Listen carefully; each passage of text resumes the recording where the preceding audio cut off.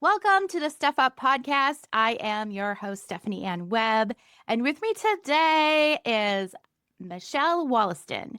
She is a writer, spiritual advocate, and the host of the Soul Loom podcast.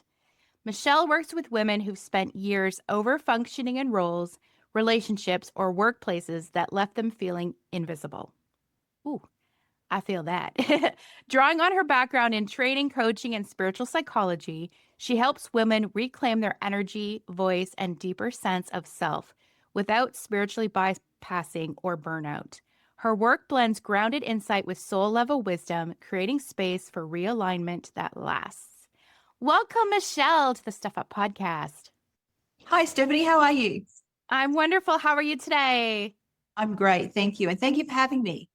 It's wonderful. I met you through Facebook because we've been Yes. writing for the same magazine, DWC magazine, and I love your posts, and I feel like you and I we connect very well because you talk a lot about holding space, Mm. and you're also an empowerment mentor, which is the wording I use too. Yeah.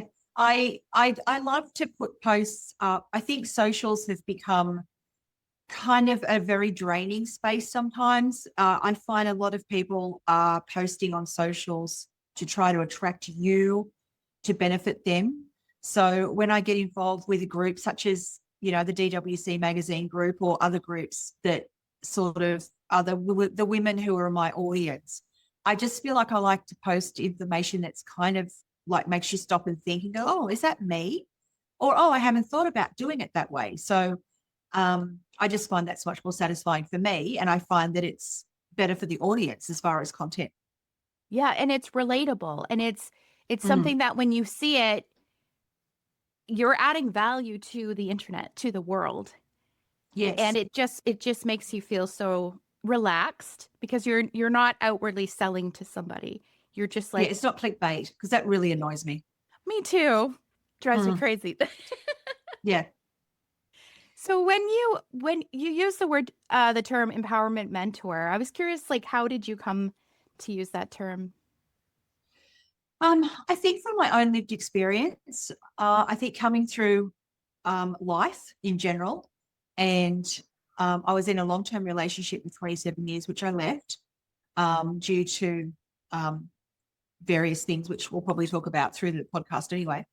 And I was lucky enough to have a mentor come across my path when I needed them, who brought me back to being that empowered space again.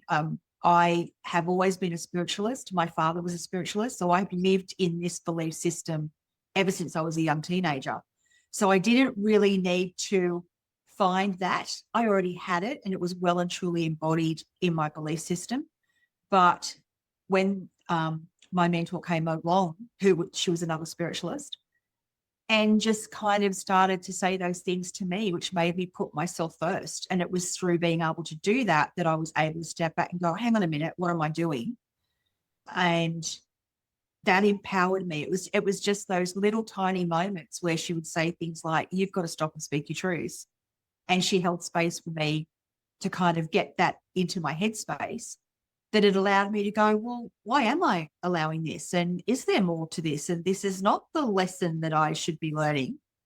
And that's what I try to do to other women. I just try to give them that space and those little joggers, such as the posts I put up, that just make them stop and think, hang on a minute, what's going on?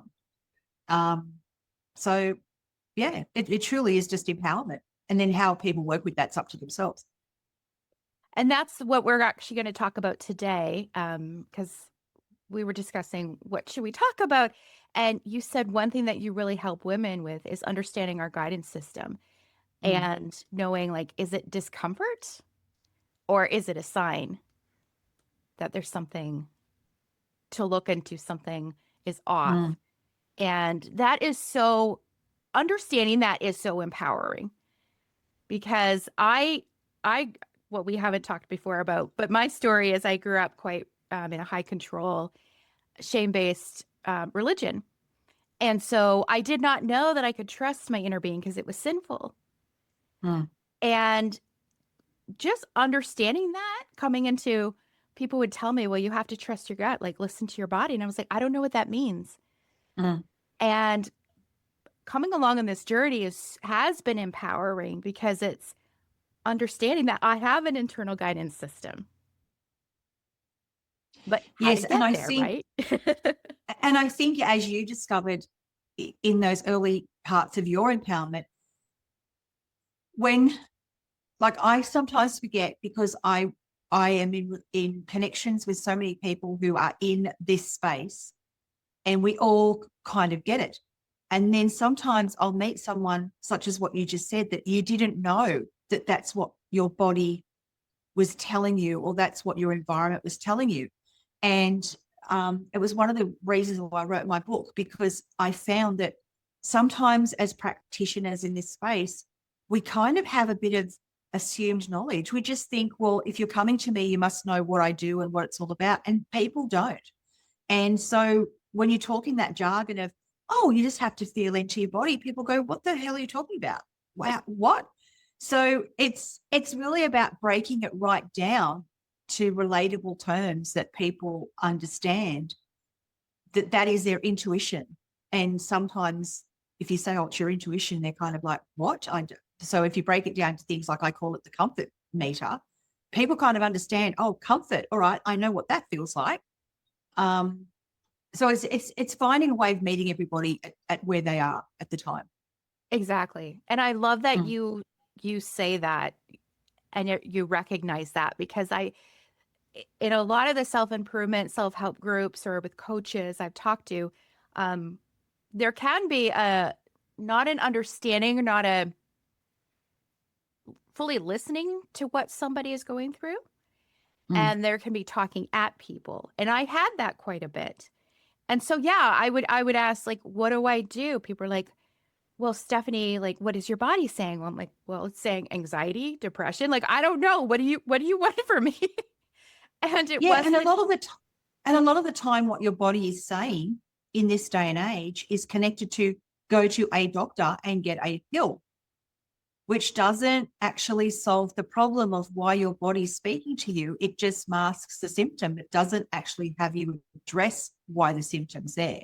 And that's not to say that going to the doctor and taking the pill is the wrong thing, but you need to have that holistic underpinning um, to accompany the medication, so that you're actually trying to solve the underlying issue. yes, Mm. we can so easily go to something and we might need that at the time, but there might be something more or more we can do. And like you're saying, that could be that thing that we need to go Mm. within. Yeah. You mentioned the comfort meter. And as somebody, like I've had this confusion at times. When is it good to, like, when I've had the comfort, like, let's say I've overcome anxiety and I'm like, I finally feel comfortable, but there's that discomfort. And sometimes that's saying I need to get out of my comfort zone and do something different, or it's saying there's something off. Do you find that you have clients that are kind of like confused about the difference? Well, it's discomfort is discomfort, regardless of how you're sensing it. So um, it's something that sort of dawned on me as I was working through my own situation. And then when I kind of related to the fact that it's an intuitive awareness, and it's also the universe talking to you as well. So it's your higher self and your spirit guides in that energetic space trying to communicate to you. And when you finally kind of start to understand that and listen, and you go back and you think in hindsight about all of the things that have occurred through your life, you can kind of see where that's true. Like I can go back and look at so many different things and go, that's why that job was like that, because I needed to leave. And I can see where when I've left and gone somewhere else, there's been a complete pivot. Um, so that I call it the comfort meter, because it's a language people can understand. And it really doesn't matter whether it's just an uncomfortable feeling that you have when you're around someone or when you're in a particular situation. It can be as mild as that, which is those first little whispers of this isn't really the best thing, place, situation for you, right up to the loudest noises that can happen to you, which is when you have health crises or you have major relationship breakdowns and you often hear people go, oh, I just don't understand why this keeps happening to me. Well, it's not happening to you. It's happening for you.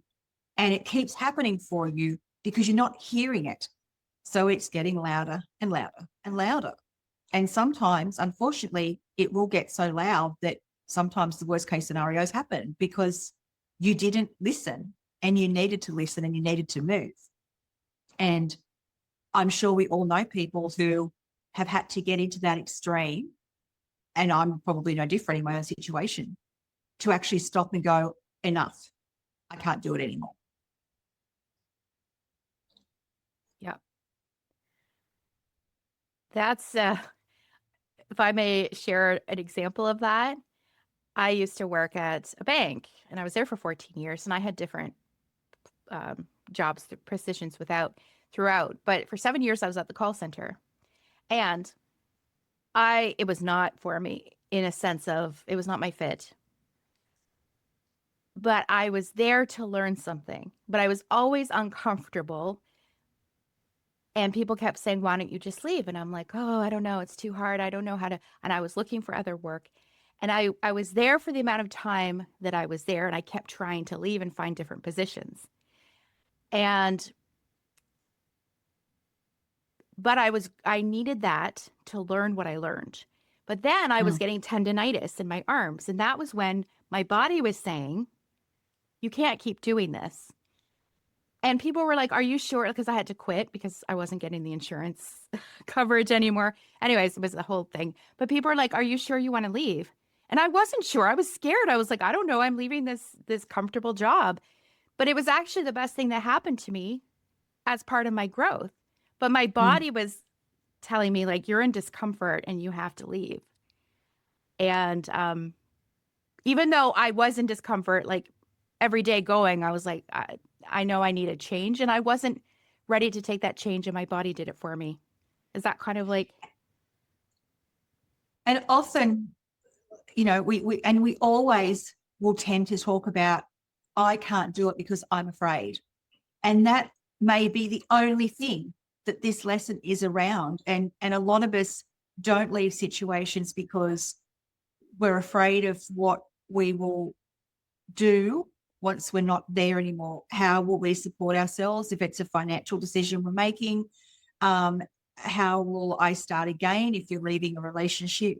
It's always a fear base that measures your decision, even though you're identifying that this isn't working for me. I hate getting up every day and going to this job. I hate it when I'm there. I'm taking so much sick leave that I don't have any left. My body's hurting. But all of that still isn't loud enough to make you go, I don't even care if I don't have a job. I'm leaving tomorrow. And I think if people could kind of get comfortable with the fact that that is the point of the exercise, the lesson that is for you is to stop being scared and just do what is good for you, because then the universe will look after the rest. And you'll probably find that all of a sudden a job opens up. I mean, I've had places where I have left jobs, literally just gone, that's it, I'm done, and left, not necessarily having another job to go to. And more often than not, somebody will come along and go, oh, hi, we need this, or I've got an opportunity. I've never been unemployed for probably more than 3 or 4 weeks in my entire life, because something always comes along, and it either comes along because I've manifested it, or it's come along because I just went enough and walked out. And so you've now made space for the next opportunity to come in. It's conquering that fear factor and how long you're prepared to sit in the discomfort and put up with it. That's a great point. And when you're working with clients, and they talk about the fear, what are some tools that you suggest for them as they're going through that? How to overcome the fear or? I think, first of all, they have to first come to the realization of why it's happening for them. So you've sort of got to talk them through that space of, okay, so you feel like this, why? And it will either be because they don't like something or someone, it's not working for them and they're in the middle of it. And then I think you become so engrossed in that fog of what's happening, you can't think clearly. So it's just slowly allowing people to come to that realization of, okay, this is why this is happening. And sometimes that doesn't happen quickly. I mean, I even have friends who will talk to me and I'll go, that's the universe telling you it's time to move on. And then you don't see that happen, or they'll tell you that they have a friend and you'll go, well, you watch this space because something could happen. And next, the conversation you're having is, you know what happened? I'm like, yeah, I do, because it will ramp up if you don't listen. So it's first of all having that conversation around what's going on in your world. What are you feeling? What are the effects of it? It could be that I can't sleep, or I have physical pain, or I don't want to go anymore. And that can be on all sorts of extremes, from panic attacks to not being able to get out of bed every day. Like, the extremes of your comfort meter are whatever they need to be. And then slowly, as those light bulbs start to go off, I think people are able to start to come to it themselves. And then it's just baby steps, and every single person is different.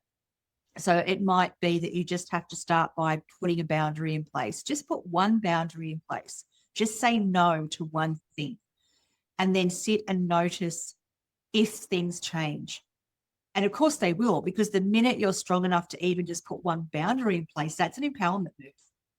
So you will immediately go, I did it. I said no to that person, or I said, I don't want to work full time anymore. You need to cut me back to part time. And often what happens is it happens for you, because a lot of people get so engrossed in the discomfort of what's happening.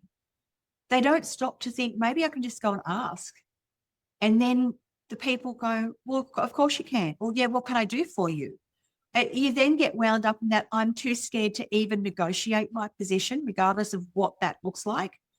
And then I think the more those little steps occur, the stronger the person becomes in being able to then move to the next step, and then to the next step. And then maybe that final step is, I hand in my notice. I tell my partner I'm leaving, I can't do it anymore.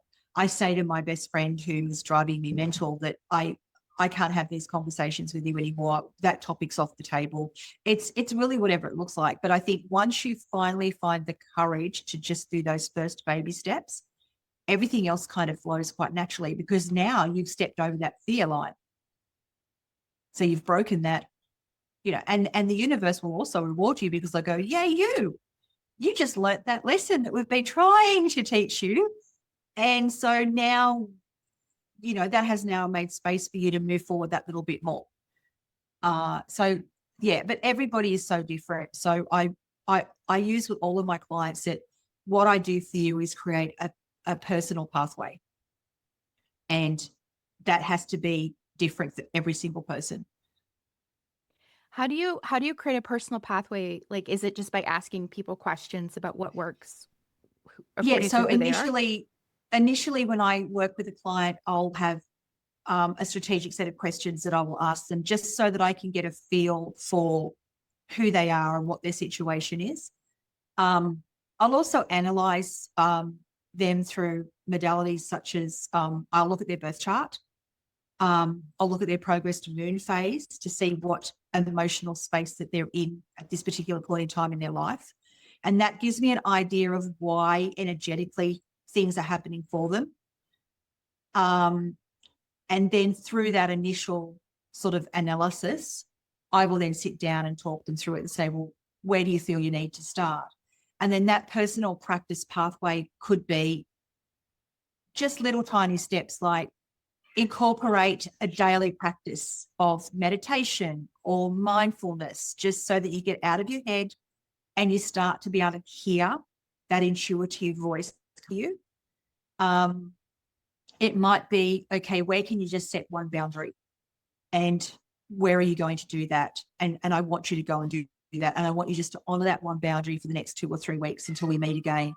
And it's all that sort of stuff. And it can be as tiny as it needs to be, or it can be as big as it needs to be. And a lot of that depends on, oh, sorry, that was my cat. A lot Is of it that okay? depends. It sounded rough. Yeah, no, they're just having a moment. Oh. Yeah, a lot of that, it really does depend on the person. It depends on where their foundational understanding of energy and frequency and vibration is at. Most people who come to me already sort of understand that base level theology, but some people don't. So you have to then break it right back into those really foundational elements. And then we just build from there. So then as they conquer each of those little steps, then we sort of move the pathway a little bit more and we build on a few more things for them. And then they go off and they put that into practice. And often as that happens, they will then start to hear themselves, and they'll actually then come back into sessions and be saying to me, you know what? I got this when I meditated and this happened. And I've suddenly realized that that wouldn't have happened if I hadn't done this. And that's when they begin to really honor and encompass their own, it's their intuition that they just haven't realized has always been there. They just didn't know how to hear it. That's beautiful. And it's so wonderful to talk about small steps, because I know when I was growing up, there was a lot of talk about big steps. And I felt very overwhelmed and thinking, oh, I would just crumble under that. I would go, oh, I can't do it because that's the type A personalities. They're doing that. Somebody like me can't. But then when you start talking about taking the little steps, one foot in front of the other, and celebrating that, right? Like you were saying, when I set a boundary and it was so scary and I'm like, ah, and then I felt more empowered as I did that, and more empowered and confident. And it's amazing how those small steps will develop into changing slowly. And yeah. Because often too, you know, some people are so, I mean, I talk about how, you know, especially women, we disappear into our lives. We've got so much noise going on. By the time we are wives, partners, mothers, daughters, friends, workers, business owners, when you look at all of the things that make up a woman's world, that is a lot of noise. And as women, we are wired through that feminine energy to nurture and to care. But I think through just the world we live in now, we're also somehow taught that we always have to put ourselves last to enable that nurturing. So we tend to let all of that noise overcome our ability to hear ourselves, because we're so busy nurturing everyone, which is our natural instinct. But no one has stopped to go, you have to nurture yourself first. And we always sort of, that's the very last thing we do. And then we wonder why we're drowning in this sea of noise that we can't get out of. So for a lot of people, it's really difficult when they get into that learned behavior of people pleasing and being the do all and end all for whatever their particular situation or situations are every day, for them to even be able to get to a point where they can stop for 5 seconds. I have so many people that say to me, but I've got so much to do, I can't possibly just sit for 5 seconds. And sometimes you really have to sort of get the stick out a little bit and say, okay, so how long do you spend scrolling on Facebook? Yeah. How long do you, you've really got to break it down almost into like a time emotion study for people to actually go, well, you're right, because it's all overwhelm. And then how do we escape the overwhelm? We procrastinate. So we do spend a lot of time going, I'm just going to sit and stare at the socials, or I'm just going to sit and read my emails, or I'm going to sit for an hour and watch Netflix, which is great, but not if you're using it to not think about something else. And then at the end of the day, you go, well, I didn't have time for myself because I was too busy looking after everybody else. But you actually could have carved out 5 minutes just there and made a cup of tea and gone and sat on your balcony and just stopped. So sometimes all of that noise is just so loud that, and it also becomes a very much just a language of what you want to tell yourself to not have to tell yourself the reality of it. Mhm. I have, ever since I was a kid, I would go to TV. That was my way of getting out of reality. And there's so much of it now. And there's so much of it. You can watch it on your phone. Yeah. I And mean, that's great. Like I would say to someone, if that's your way of nurturing yourself, if you find something on a streaming channel that you want to binge and you want to sit there all day on a Saturday and do nothing else while the world around you falls apart, then you do that. If that's your thing, then that's what you need to do. But sometimes it takes a lot for people to even realize that they're not utilizing their time for themselves because they're just overwhelmed in this language of I don't have time, I can't do it, et cetera, et cetera. right. Yeah. I was in a program once and they said, write down how much time you are scrolling through social media because you don't really realize it until you realize, whoa, half an hour went by. And sometimes it's fun. It's not like it's not right or wrong, but I know for me, like listen to my body. When I start to feel like I'm comparing with other people or I'm getting too much coming at me at once, what's happening? Oh, yep. Okay, it's time to put that away. And there's that downside as well. So it's around being very conscious of what you are consuming. And consuming is everything. Consuming is not just the food you're eating or the liquids you're consuming or the medication you're taking. It's what are you consuming energetically? Who are you around that is not good for you? What are you watching that is not good for you? The first thing I say to so many people who are living in that root chakra space, which is your fear space, is the first thing I want you to do is stop watching the news at night. I just want you to stop. I do not want you to turn the news on at 6 o'clock. Go and find something else to do in that half an hour or hour because it's going to happen whether you're watching it or not. You don't need to absorb it and then relive it. So just start by not doing that and be very conscious of what you're reading on social media because a lot of it's clickbait and it then starts you thinking. And so much of it is not accurate. It's generated to make you scroll and for the algorithm to feed the marketing side of whatever the social media platform is that you're on.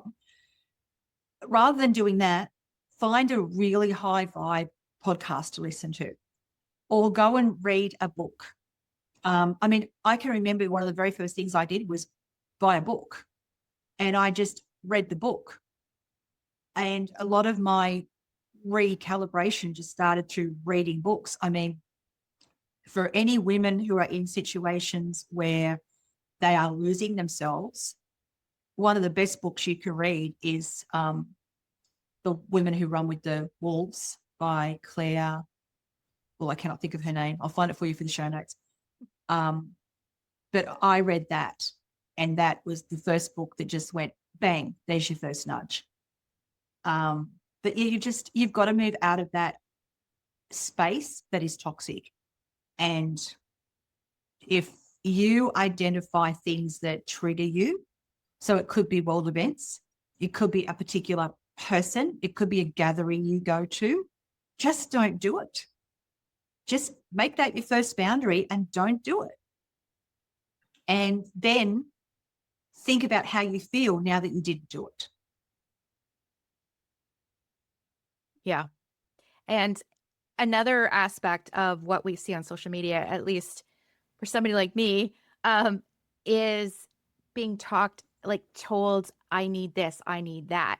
When you're starting a podcast, you Google it and all this stuff comes out. And it can be overwhelming and like, oh, you need a mic, this kind of mic. You need this and this and this. And I've talked to various people who have they wanted to know my opinion, starting a podcast. And I said, you know what? All of that, yeah, you can get that stuff, but all of that is noise. Mm. And they're trying to market to you. They are trying to sell. And so, um, for me, when I see all that stuff, I have gotten caught up in I need this and this and this. But when I come back to myself, I come back to like, this is too overwhelming. I don't know. Just start, Stephanie. You can start with whatever you've got. And so I find that with all that noise out there, I'm not listening to me, I'm listening to them. Mm. And that can keep us stuck because we get overwhelmed with all of the information, all of this stuff. And that's also where it's like, turn that off and you don't even need all this extra, right? We can, and this is one of the best things I've learned is like, start with where you're at.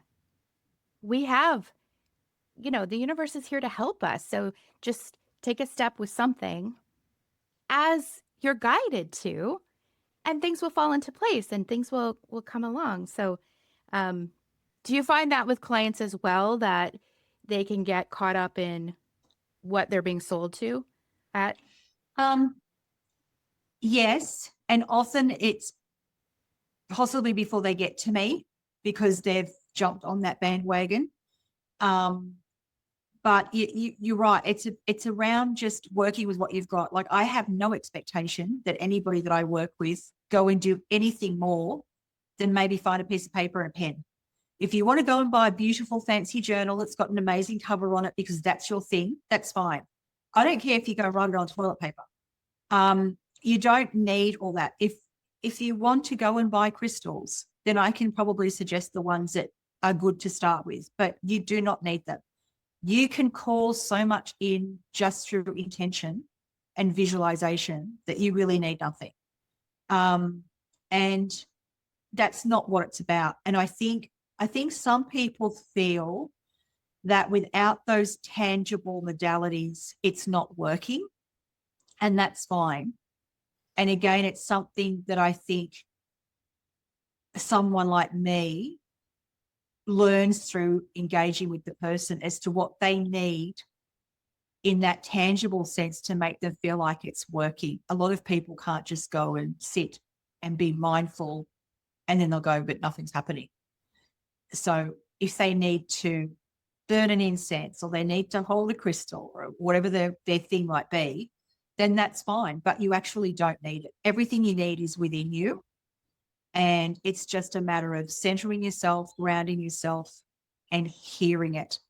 And probably the only thing that I would say over and above everything else that you could do would be to write it down in however you want. And if you're not someone who can write and journal in a written format, we all have phones. We all have recording buttons on our phones. Speak it into your phone and save it, because it's the one thing that allows you to take notes of your progress, to write down what is coming to you in that moment, which is your intuition and your higher self speaking to you. It allows you to go back and reread it or re-listen to it so that you can kind of reflect on it again, which often will change what you've heard and you'll go, oh, I didn't think of it that way. And it's really nice to look back on to see where you were a week ago, a month ago, 5 years ago to where you are now. And that again is part of the empowerment, because you're like, wow, I don't remember writing that, but that's right, that happened and look where I am now. So that is probably the one thing that I would say to everybody in some way, write it down. It's between you and the page you're writing it on. No one has to see what you're writing. It's the one place where you can speak your truth without being fearful of anybody disagreeing with you, trying to change your mind. There's none of that exists. No one ever has to know what you've put on the page. And the beauty of writing it down or speaking it is that you've now put it out there. You've actually intentionally put that out into the ether. So then when you get into that whole manifesting space, you've actually started that process, because what you're thinking, you're speaking, and through that you're feeling. And that is basically the premise of manifesting. Right. I remember hearing that when I was younger, talking about write down what you're looking for in a spouse. And that if vision boards are your thing, that's fine, or whatever works for you. There is no right or wrong. I think so many people get hung up on, oh, but somebody told me I have to meditate like this. No, you really don't. It's whatever it is for you to get the result you need. So there's a lot of that happens as well. There's a lot of, oh, but you have to do it this way and that way. And there's a rules. There's no rules. It's you just do you and what works for you and what resonates and what gives you the result you're looking for. That's very comforting to hear you say that. And it's helpful because we can get caught up in that. I Mm. I was always a rule follower, so when I heard all this stuff online, I was like, well, I have to do it this way, and I try things, right? But then I thought, well, I don't connect. I don't like guided meditations. It gets me out. I get too focused on like, they're going too fast or whatever. And I found for me, it was like I just sit with calm music or nature or a fan sound or whatever, and that helps me. And other people will be like, they love the guided meditations. But Mm. I had this idea that it had to be a certain way and it wasn't working. So Everybody is so different. And I think so many people don't actually realize at at what point they're sitting on that, for the want of a better word, spiritualism spectrum. I think some people are far more frequency tuned than they realize. And that can be a little bit of a shock too, that when you suddenly start doing things that massage your intuition and it starts to get loud, that actually can be really scary because it's a difficult thing to trust. And I mean, we will hear thought bubble people all the time talk about trusting, the Oprah Winfrey's, the Tony Robbins. Like there aren't too many people out there in the public facing world who don't talk about trusting that inner voice.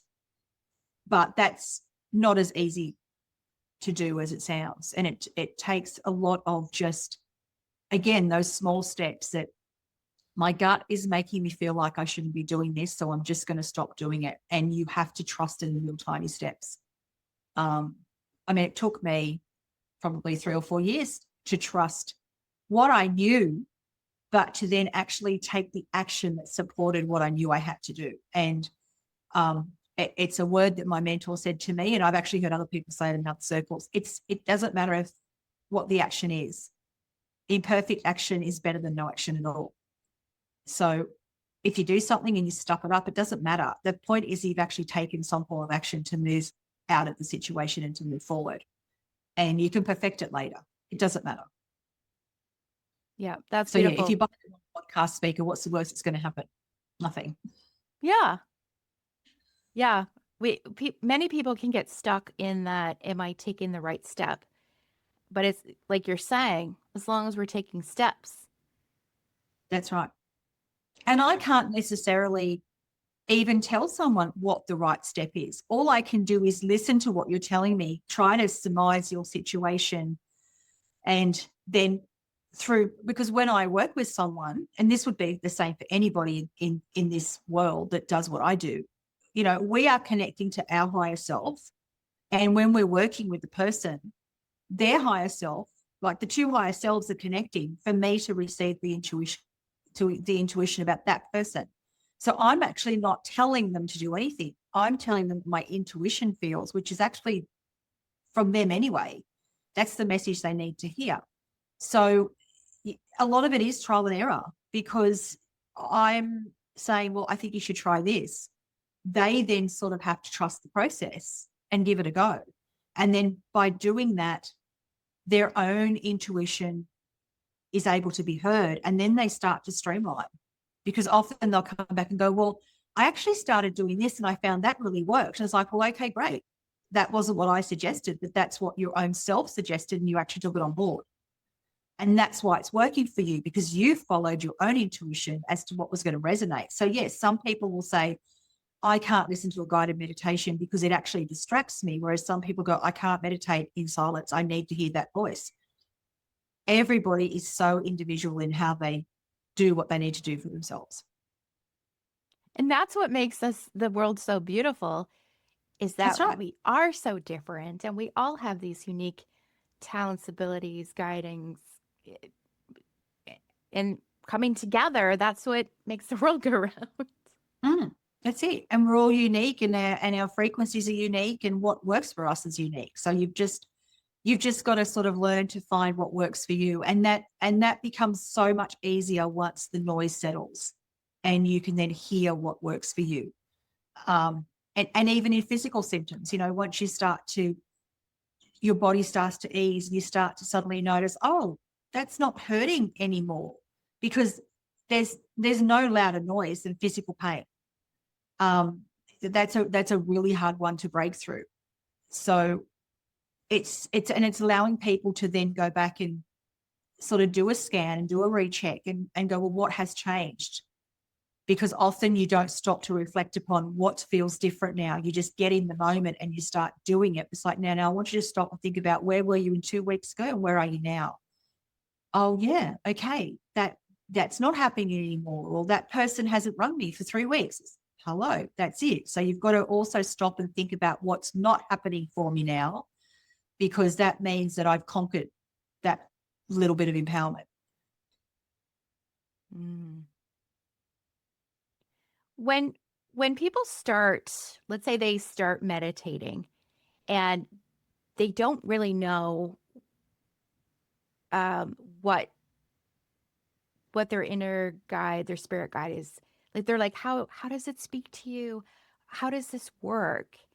Um, what kind of things do you tell people to kind of look for that could possibly be? It's I'm trying. really interesting because it also depends on where your natural clairs are. So you could be clairsentient, you could be clairvoyant. It depends on how you receive. So, like, I can meditate till I'm black and blue in the face. No one talks to me while I'm meditating. I don't get visions, and I don't hear people, with big hails of trumpets. It doesn't happen. And yet other people I know, they can go, I'm going to meditate today, and bang, it'll all be there.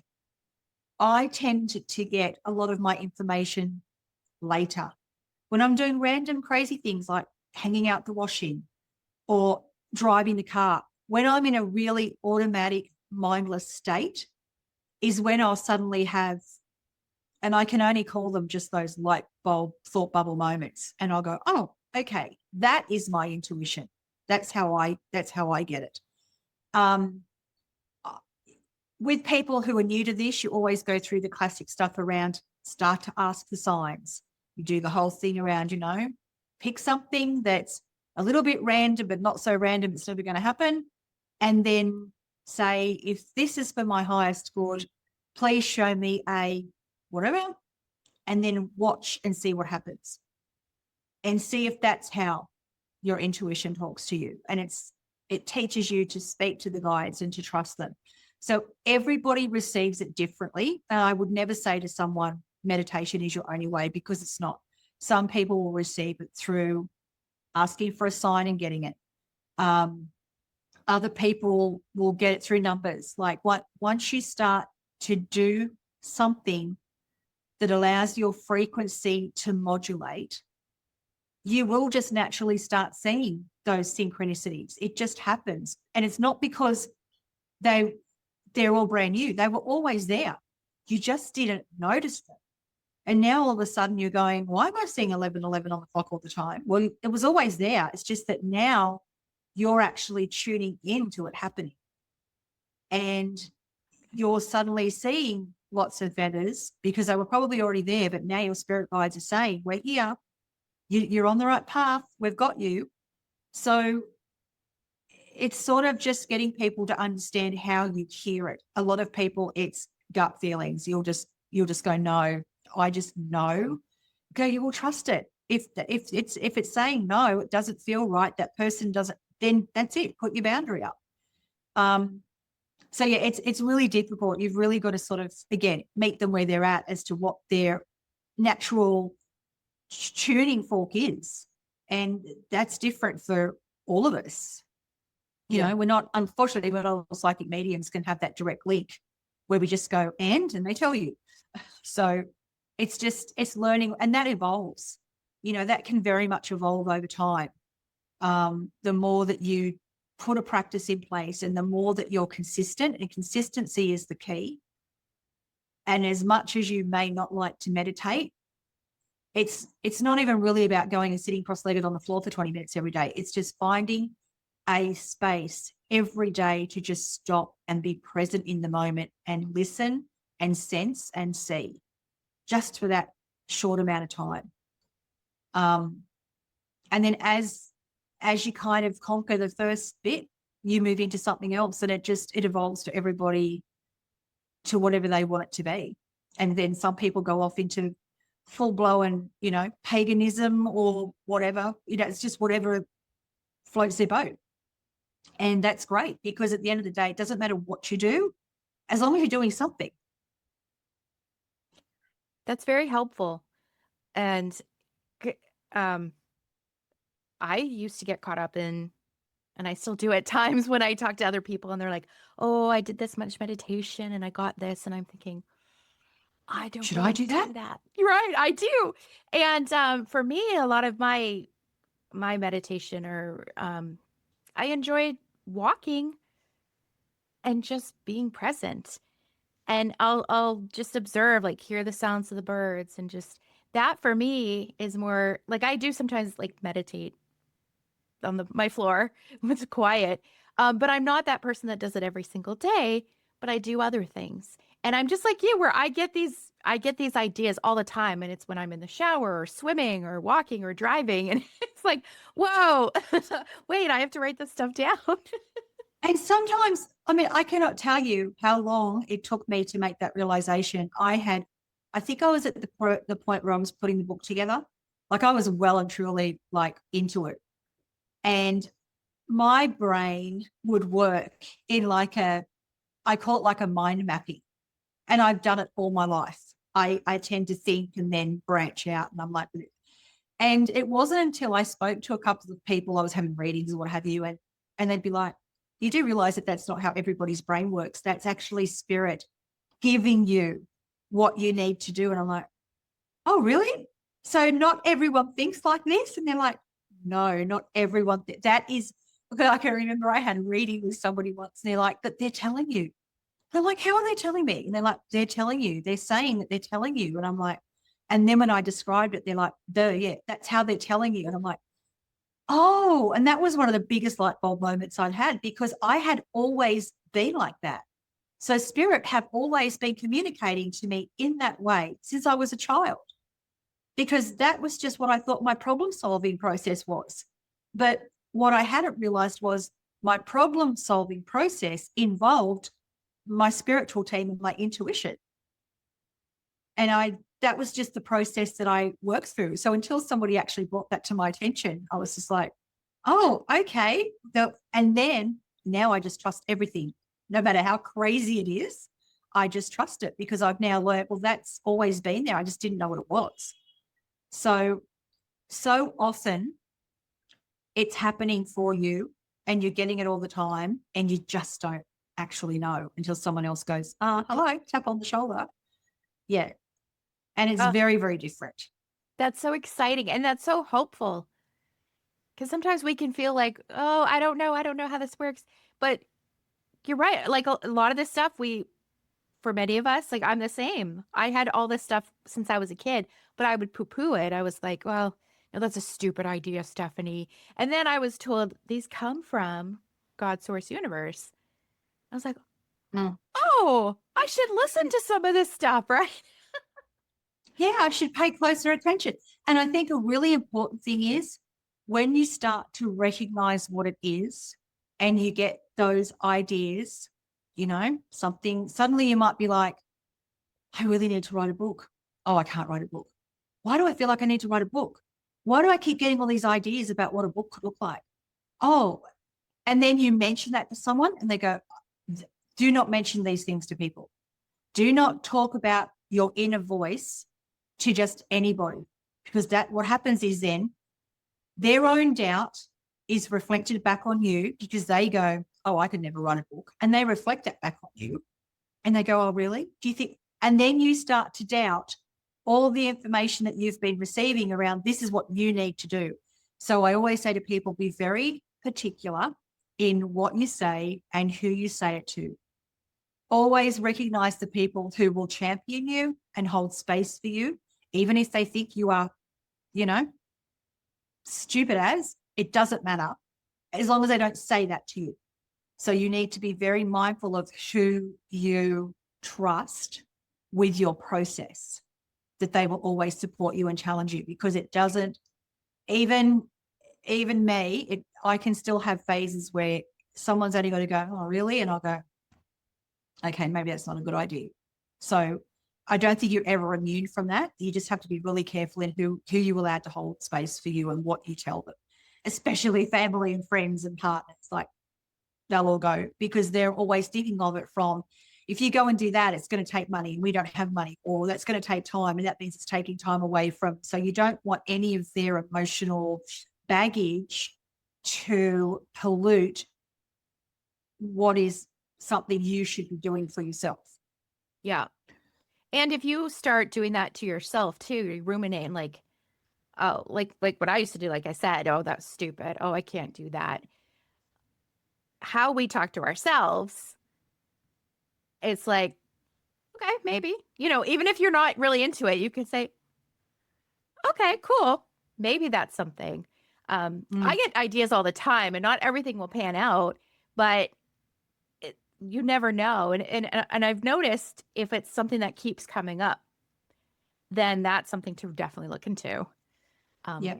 And it's also like, when you go back to that comfort meter analogy, it's also a good way of testing what isn't supposed to work.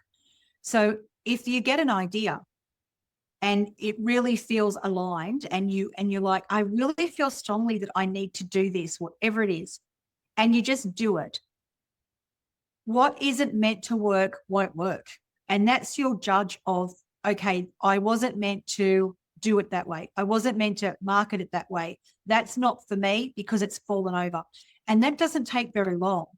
And the more time you give to yourself to nurture your, for the want of a word, gifts, and listen to your intuition, the quicker you'll see that happening. So I find now, I only have to do something for maybe a week or two. And if it just falls over, I'm like, okay, that's not for me, because if it's going to work, it'll work. So you can also use it as a testing device for everything you do. And if something doesn't just flow and it isn't easy, then there's a part of it or all of it that you need to put down and reassess, because that's all part of that process of hearing what's going on. Anything that's meant to happen for you will happen for you seamlessly. And I mean that quite literally. It will just happen for you. And if you think back over times when that has occurred in this context, you will then be able to go, okay, I can remember a time when that happened perfectly for me. So that's the feeling I need to always look for. And when things don't happen perfectly and there's bumps in the road, what was the bump for? Was the bump to make me braver? Was it to make me enforce my boundaries? Was it to tell me to stop people pleasing? Was it because I wasn't honoring my self-worth?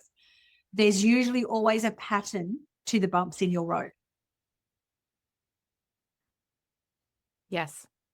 And that's why when they used to say like, try, or keep pushing through, it's not true, because sometimes you fail and that's okay, because that's telling you this is not for you. So